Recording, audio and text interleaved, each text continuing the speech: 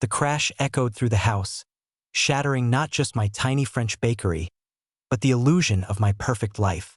He thought he was destroying my world. He had no idea he was clearing the space for me to build a new one.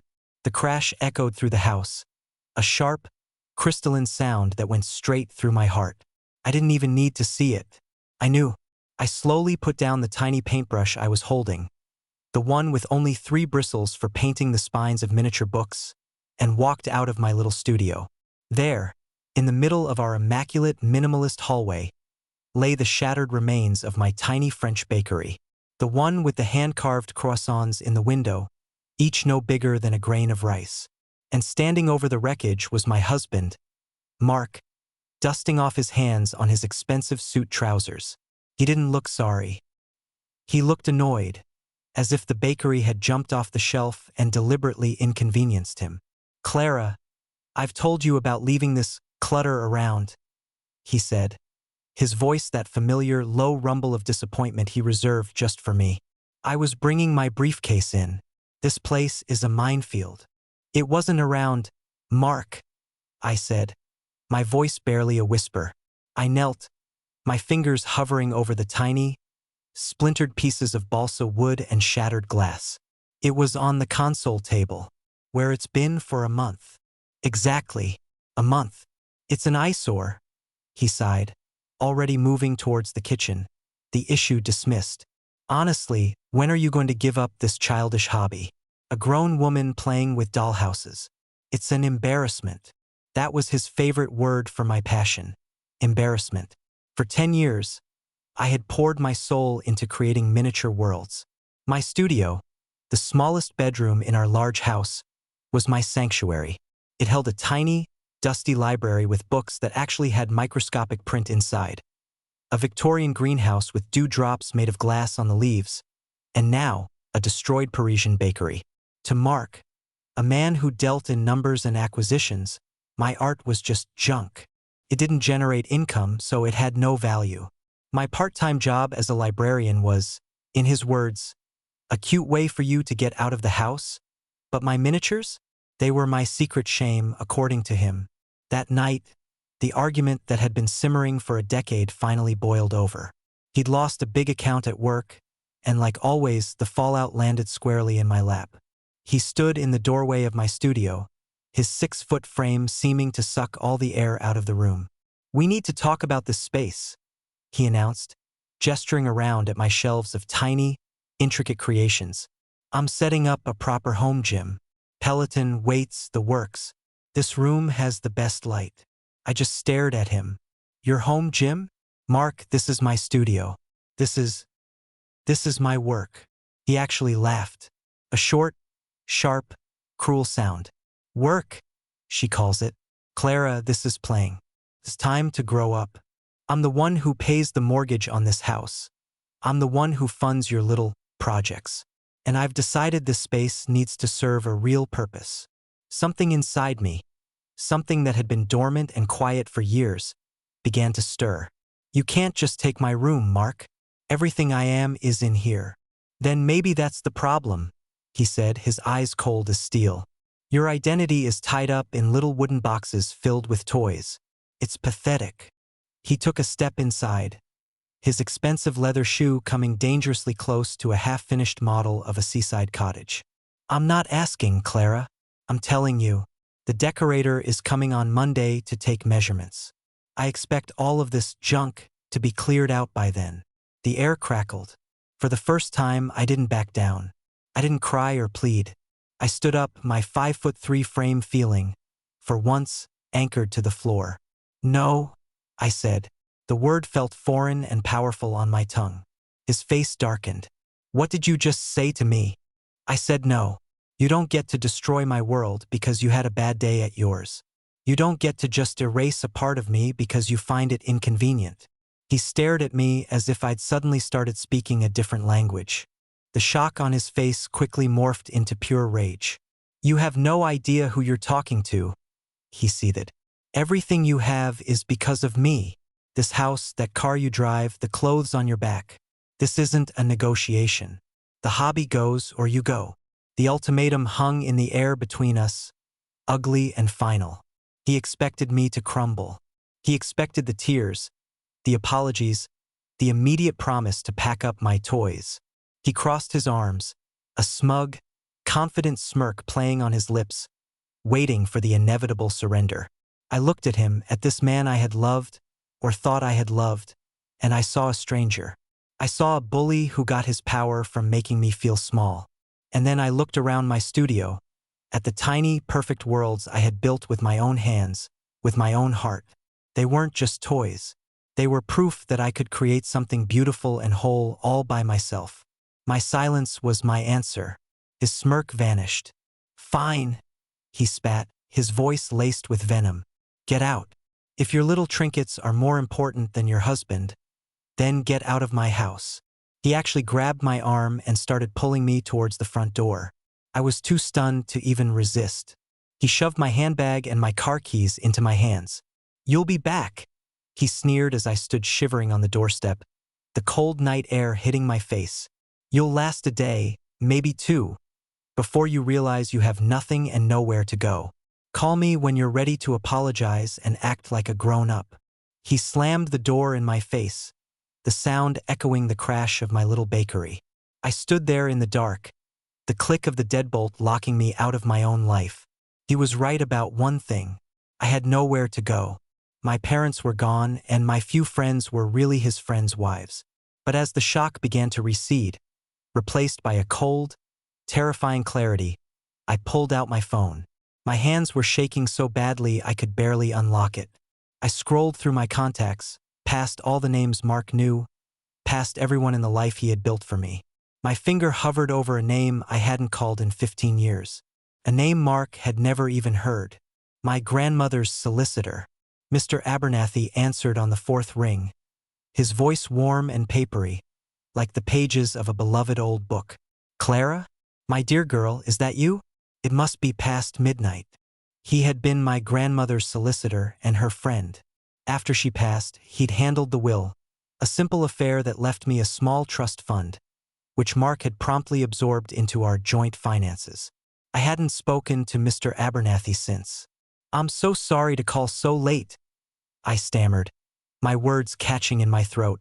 I didn't know who else to call. "Mark," he kicked me out. There was a pause on the line, filled not with judgment, but with a deep, weary sigh. "I see," he said, and in those two words, I felt a lifetime of understanding. "He always did seem to have a rather limited appreciation for your spirit, just like your grandfather. Tell me, Clara, where are you right now?" "On the doorstep," I whispered, pulling my thin cardigan tighter around me. He locked the door. "All right, listen to me very carefully. Your grandmother was a clever woman. She saw things others missed.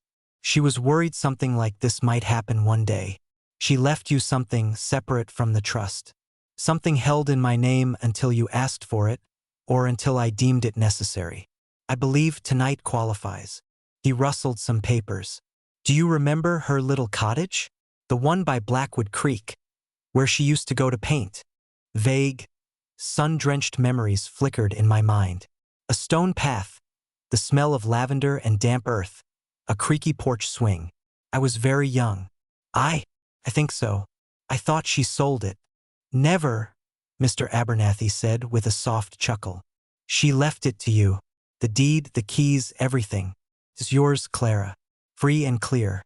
It's been sitting there waiting for you. The taxes are paid up from the trust. It's a bit rustic, mind you. She liked it that way. But it's safe. And more importantly, it's a place he knows nothing about." He gave me the address, an hour's drive away, and told me where to find the spare key in a lockbox hidden behind a loose stone in the chimney. "Go there now," he urged. "Get yourself safe. We'll deal with the rest of it in the morning. And Clara, your grandmother would be so proud of you for making this call." Hanging up, I felt a strange sense of calm settle over my terror. I had a place to go, a destination. I got into my car, the car Mark had bought me, and drove away from the sterile, white house that had become my prison. I didn't look back. The farther I drove, the more the manicured suburbs gave way to winding country roads flanked by dark, towering trees. I felt like I was driving out of Mark's world and into my own. When I finally found the little lane Mr. Abernathy described, my headlights cut through the darkness to reveal a small stone cottage, almost completely swallowed by a wildly overgrown garden. It looked like something out of a fairy tale, or more accurately, something out of one of my miniatures. My heart gave a painful lurch. My miniatures, all my work, my tiny people, my little worlds, were trapped back in that house, at his mercy. A wave of nausea hit me, but I pushed it down. I had to be strong. I was here. I was safe. The key was right where he said it would be. The lock was stiff, but it turned with a satisfying clunk. The air inside was stale, thick with the scent of old wood, dried herbs, and dust. I flipped a switch by the door, and a single dim bulb flickered to life, illuminating a cozy living room. Everything was covered in white sheets, ghostly shapes in the gloom. There was a large stone fireplace, a comfy-looking armchair, and shelves upon shelves crammed with books. It was the complete opposite of the minimalist void Mark had curated for us. It was real. It was warm. It was mine. That first week was a blur of activity. I found linens in a cedar chest and made up the bed in the small loft bedroom. I uncovered the furniture, sending clouds of dust into the sunbeams slanting through the grimy windows. I scrubbed floors, washed windows, and explored every nook and cranny. My grandmother had left everything. Mismatched china in the kitchen, half-finished canvases in a corner, jars of sea glass on the windowsills. It was a time capsule of a life lived with passion and creativity. A life like the one I wanted. I didn't hear a word from Mark. My phone remained silent. I knew his game. He was waiting for me to break. He was picturing me crying on a friend's couch, humiliated and penniless, ready to beg for his forgiveness. He was letting me stew in my own failure. The thought made me scrub the floors harder, prune the wild roses with more ferocity. Each day that passed, I felt a layer of his influence being sloughed off, replaced by a dusting of flour from the bread I learned to bake in the old oven, or a smear of dirt from the garden I was beginning to tame. I felt myself coming back to life. On the 7th day, I was out in the front garden, kneeling in the dirt, trying to untangle a stubborn patch of weeds from around a lavender bush. The sun was warm on my back, and the air smelled of fresh earth and pine from the surrounding woods. It was peaceful, quiet. I had $50 to my name and a cottage full of my grandmother's canned goods, but I had never felt richer. A low rumble disturbed the silence. I looked up, shielding my eyes, and saw a sleek, black car. A car that was insultingly out of place on my gravel lane. Pulling to a stop. Mark's car. He got out, dressed in a crisp suit, looking like a vulture that had wandered into a hummingbird sanctuary. He scanned the area, his expression a mixture of confusion and irritation, until his eyes landed on me. On my dirty clothes, my hands buried in the soil, the little stone cottage behind me. His jaw went slack. The confident, smug expression he'd worn when he slammed the door in my face was gone, replaced by something I had never seen on him before. Pure, unadulterated shock. He took a step forward, his expensive shoes crunching on the gravel, and just stared. He didn't see a broken woman begging to come home. He saw a stranger in a place he never knew existed. "Clara?" he said, his voice laced with disbelief. He sounded like a man seeing a ghost. "What is this place? Where did you get this shack?" He gestured vaguely at my grandmother's cottage. His nose wrinkled in the same way it did when he found a speck of dust on his favorite armchair. I stood up slowly, wiping my dirty hands on my old jeans. I didn't feel a shred of the fear or intimidation that had ruled my life for a decade. I just felt calm.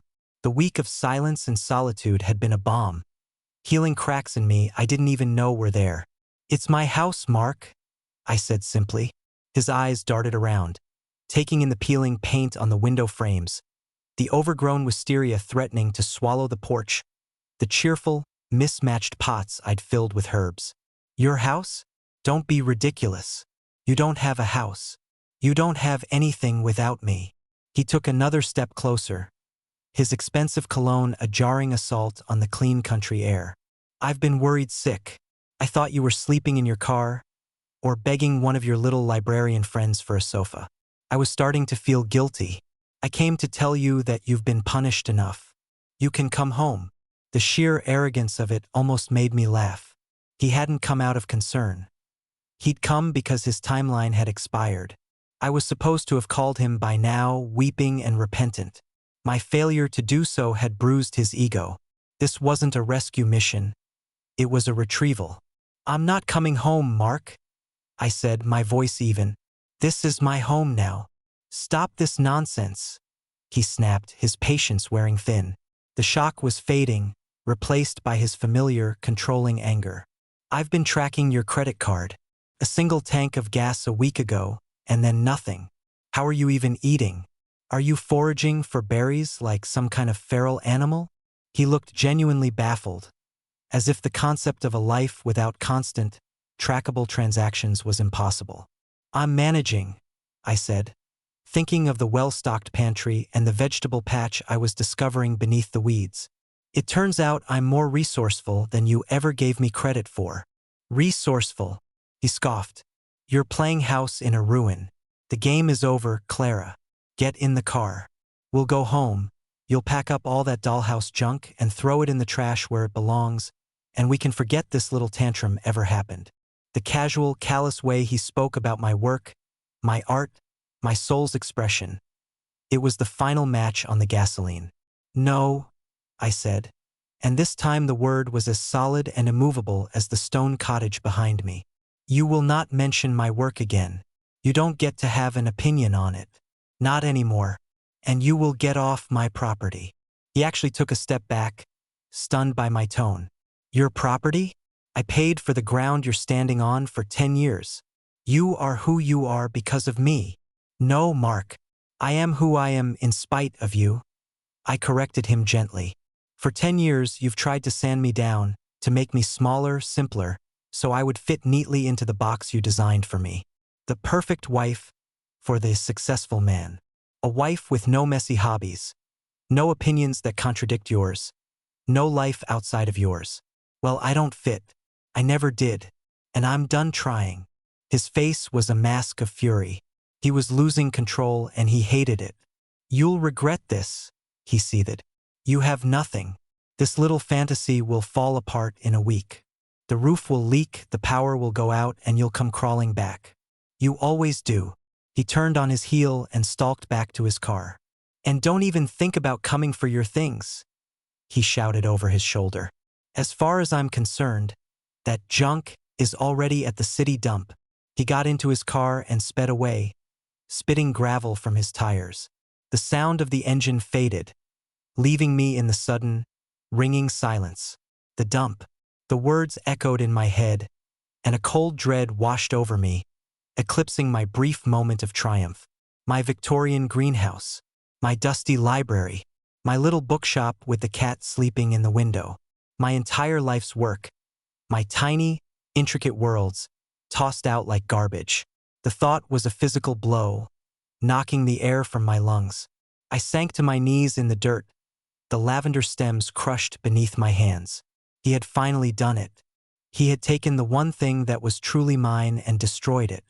The tears that I had refused to shed for myself, for my broken marriage, now flowed freely for my lost creations. The next few days were bleak. I moved through the cottage like a ghost, the joy of my newfound freedom tainted by the gaping hole of my loss. Mr. Abernathy called, and I told him what happened. He was furious on my behalf and started talking about legal options, but I could barely process it. The miniatures weren't just objects. They were memories, hours of my life, pieces of my heart. Their loss felt like an amputation. Then, about a week after Mark's visit, a large, unmarked white van pulled up my lane. My heart leaped into my throat. Was it Mark, back to torment me further? But the man who got out was not my husband. He was a kind-looking man in his late 50s, with a friendly smile and flower on his trousers. Clara? He asked, walking towards me as I stood warily on the porch. My name is Arthur Pembroke. A mutual friend, Mr. Abernathy, sent me. He held out a hand, and I shook it tentatively. He told me about what your husband did to your work. He also told me about the cottage. My goodness, this was Eleanor's place, wasn't it? I haven't been here in years. She was a wonderful artist, a true inspiration. He seemed to know my grandmother. I felt a small flicker of warmth. You knew her?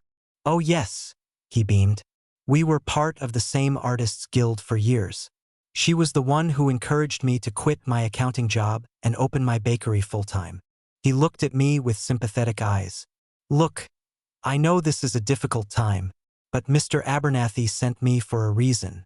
He told me what you create, miniatures, and he mentioned a certain Parisian bakery. My breath hitched. It's gone. He smashed it. He smashed a model, my dear, Arthur said, a twinkle in his eye. But he can't smash the talent that made it. Eleanor used to talk about you, how you had the gift, the patience of a saint and the eyes of a hawk. We have a proposition for you, Clara. Mr. Abernathy and I. He gestured back to the van. It's a bit of a leap of faith, but we think you're ready for it. He walked to the back of the van and swung the doors open. Inside, it wasn't empty. It was filled with shelves, and on those shelves were boxes. Boxes of balsa wood, tiny tools, pots of paint, and sheets of polymer clay. It was a miniature artist's dream. But that wasn't what made me gasp. In the very center, carefully secured with straps, sat a large wooden structure. It was a dollhouse, but not just any dollhouse. It was a massive, 3-story replica of a Victorian storefront, its windows dark and empty, waiting.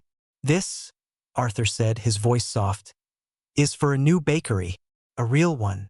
I stared at the intricate, empty storefront inside the van, my mind struggling to connect the dots.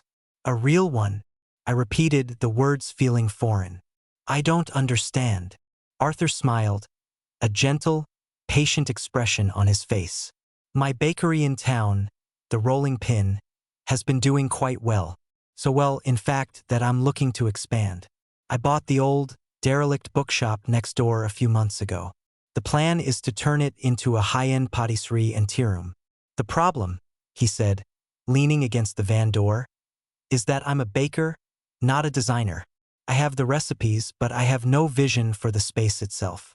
It needs to be special, a place that feels magical. He paused, his gaze meeting mine with a significant weight. Mr. Abernathy showed me some photos. Photos your grandmother had sent him over the years. Of your work. That little French bakery you made. Clara, that was the most charming, intricate, and perfectly realized design I have ever seen. It was, in miniature, the exact feeling I want to create in my new shop. I was speechless. My childish hobby, the clutter that Mark had despised, was being discussed as a professional design concept. It was so far outside the realm of what I thought possible that I couldn't even form a coherent thought. Eleanor, your grandmother, she was a master of capturing atmosphere, Arthur continued. She could paint a landscape that made you feel the chill in the air. You, my dear, you build it. You capture atmosphere in 3 dimensions. What I'm proposing is a commission. I want you to design the interior of my new patisserie, but I don't want sketches and blueprints. I want you to build it, just like you've always done. In miniature. He pointed to the large, empty dollhouse. This is a scale model of the new space. The walls, the windows, the dimensions. It's all precise. I want you to create your perfect patisserie inside this shell. Every table, every chair, every cake on every plate. We'll give it a name, a brand, a soul. And then, he said, his eyes gleaming with excitement, I'll hire the best contractors in the county to replicate your model. Exactly. Down to the last detail. Your miniature will be the blueprint for a real, life-sized business. The sheer scale of the idea was terrifying and exhilarating all at once. To have my vision not just appreciated, but brought to life. It was a dream I had never even dared to have. Commission. A real, paying job born from the very passion Mark had tried to crush. I don't know what to say. I stammered. My tools, my supplies. Mark threw everything away. We anticipated that, Arthur said kindly, gesturing to the boxes in the van. Consider this your startup kit. Top of the line, all of it. And Mr. Abernathy has arranged for an advance on your commission fee to be deposited into a new bank account, in your name only. Enough to live on comfortably while you work. You don't have to worry about anything, Clara. Just create. Over the next 2 months, the cottage transformed. My grief for my old miniatures was channeled into a feverish, joyful creation of the new one. The large model storefront took pride of place in the living room, by the window with the best light. My days were filled with the familiar, comforting rituals. The delicate slicing of wood, the patient layering of paint, the magical process of turning a lump of clay into a perfect, glossy eclair no bigger than my fingernail. But this time it was different. This wasn't a secret hobby, hidden away in a spare room. This was my work, my purpose. Arthur would visit every week, bringing me fresh bread and coffee, and he would peer at my progress with genuine awe, like a child watching a magician. He never offered suggestions, only encouragement. He trusted my vision completely. I poured everything into it. I designed tiny, wrought iron tables and velvet-upholstered chairs. I crafted a magnificent counter from a piece of polished cherry wood, filling the glass case with dozens of unique, microscopic pastries. I installed tiny, working chandeliers that cast a warm glow. I even painted a miniature mural on one wall, a scene of the Blackwood Creek that flowed behind the cottage. The patisserie had a name now, Eleanor's, in honor of my grandmother. As the model neared completion, it became more than just a project. It was my reclamation. Every tiny floorboard I laid was a step away from the life Mark had dictated for me. Every perfect rose I sculpted for the tiny tables was a bloom in the garden of my own independence. I was building my future, both literally and figuratively. Finally, the day came when I placed the last tiny silver teaspoon on a saucer. It was done. It was, without a doubt, the best work I had ever created. It was breathtaking. Arthur and Mr. Abernathy came to see it, and they were both rendered silent for a long moment before breaking into applause. Arthur looked at me, his eyes suspiciously bright. "It's more than I ever could have imagined, Clara. It's perfect." Eleanor would be bursting with pride. The next phase began immediately.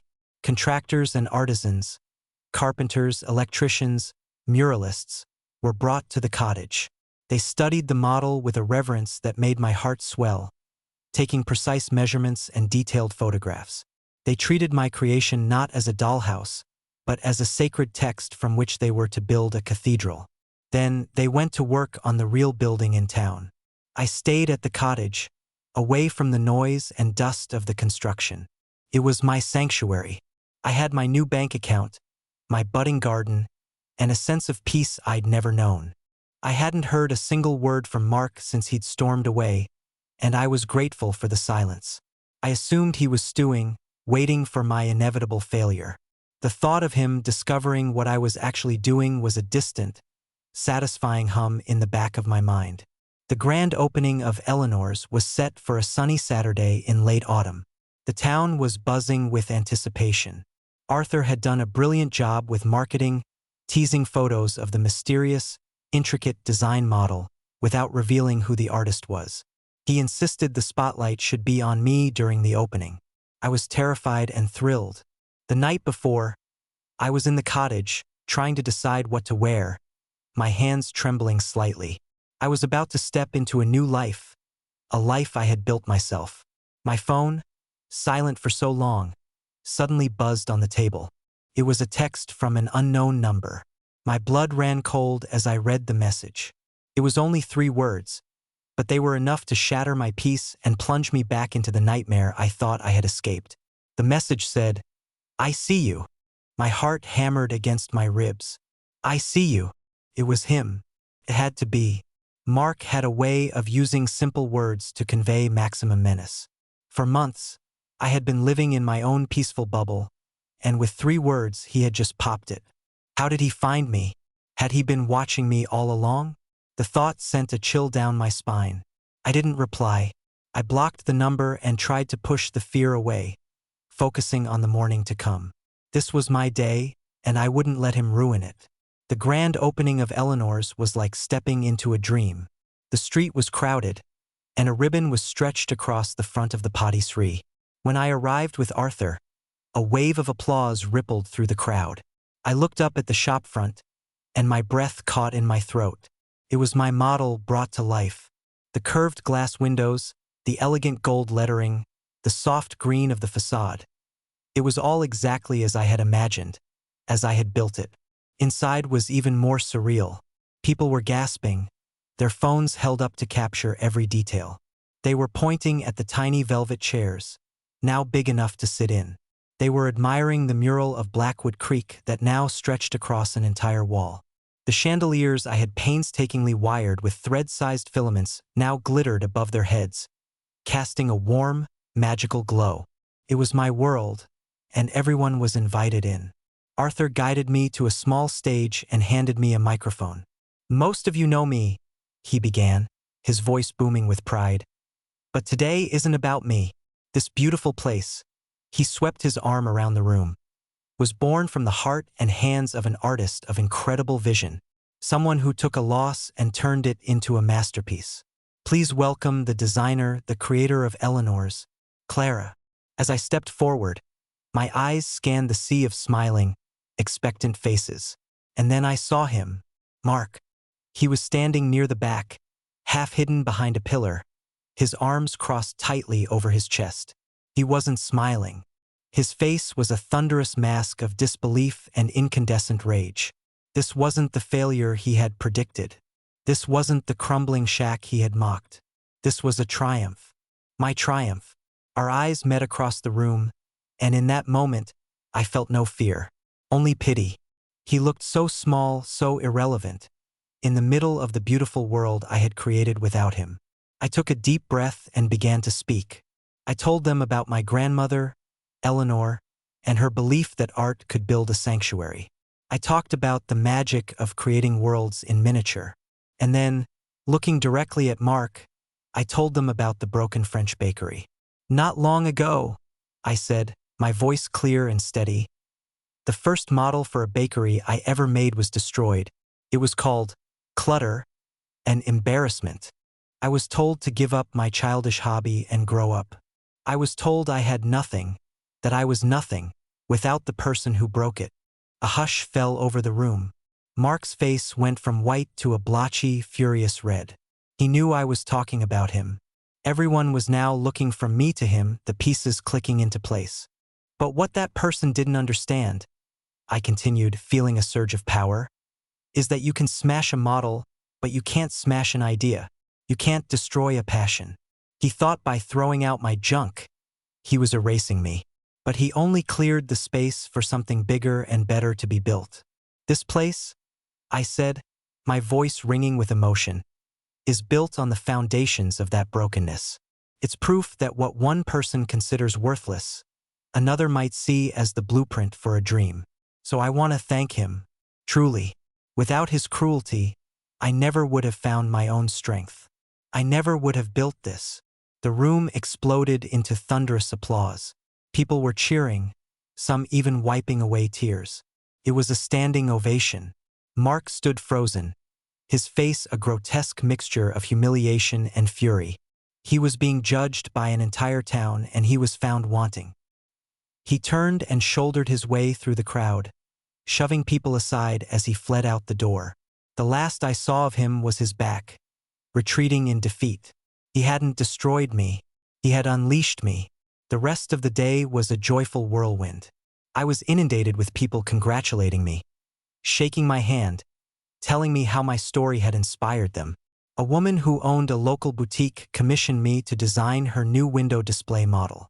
A man from the town council asked if I would consider creating a miniature replica of the historic town square for the local museum. My childish hobby had become a sought-after, legitimate profession. My dance card for the next year was full.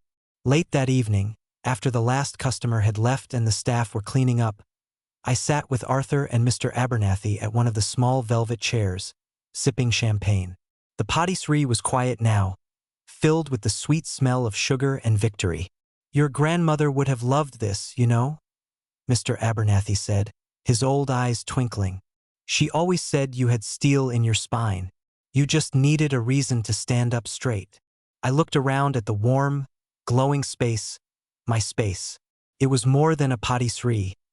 It was a testament to my survival. Mark thought my world was small, confined to little boxes. He never realized I could build one he could walk into, a world so big it had no room left for him. I had come home, not to the sterile house he owned, but to the life I had built. I raised my glass. To Eleanor, I said, and to new beginnings.